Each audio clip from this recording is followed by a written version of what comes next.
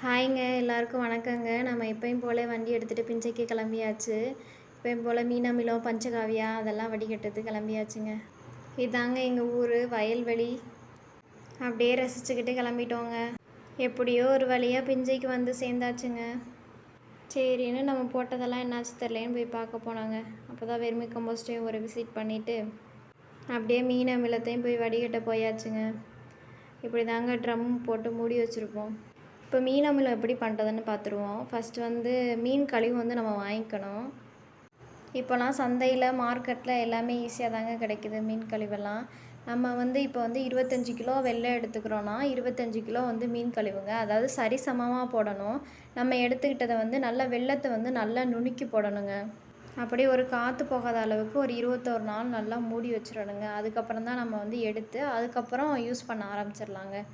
ஒரு வேளையாக வந்து மீன் அமிலம் வந்து வடிகட்டியாச்சுங்க. வடிகட்டி நம்ம காரைக்குடியில் தாங்க கேட்டிருந்தாங்க ஒரு 5 லிட்ரு. அப்படியே வடிகட்டி முடிச்சாச்சுங்க. ரொம்ப நைட்டு ஆயிடுச்சு. அப்படியே கிளம்பியாச்சுங்க.